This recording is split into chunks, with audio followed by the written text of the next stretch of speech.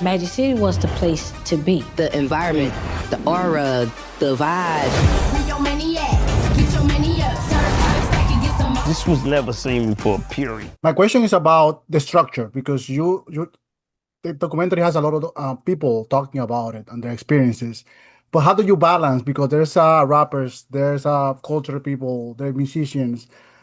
How do you balance? And it's based on the script, or you just create the script after you had the interviews? How that worked? Because for me, that was fascinating. It's a fantastic question. I think for us, that process of balance begins in pre-production and in research and development.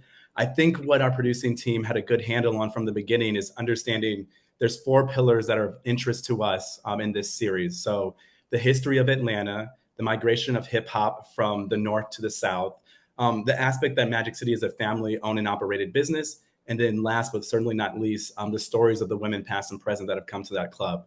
So once you have those pillars and you have the chronological storytelling from 1985 to the present, then you can start to place, okay, well, in each episode, what is the key milestone or moment that's happening within these pillars?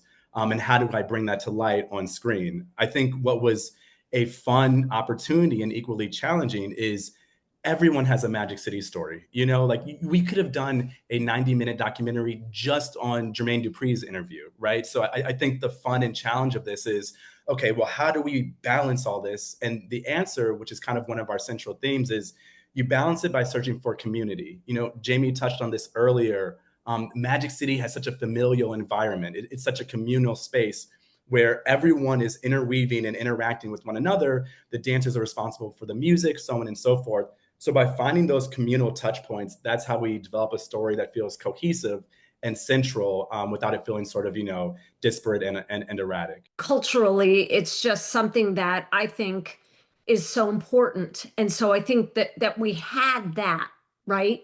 We had that. That was just the pearl at the center of the oyster and in the sea was this American family, this point in time, and this American success. And then from there, you can then, swim out and see all the other beautiful, tangled things that came along.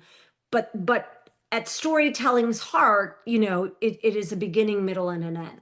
One of the main pillars of this project was obviously the story of Atlanta hip hop. And in our very early conversations about this project, that was an interesting thing, was like, wait a second, there's this club that people have heard about. What if we use it as a vehicle to tell the story of hip hop's migration from the north to the south? And if you look at it, this club has really been at every key inflection point along the way. This club opens in 1985. There is no Atlanta hip hop to speak of. Whoop, There It Is, one of the earliest, biggest hits to ever come out of the city, is literally born in this club and is originally called Whoop Magic City. And we really follow it all the way from that to the Outkast moment, to the Nelly Tip Drill moment, to, today with Quavo and Drake and so far in Future. So really like the biggest artists that have ever come out of this city were born in a very direct way in this club. And I think that was one of the connections that we really tried to make clear, is that this is not some abstract force.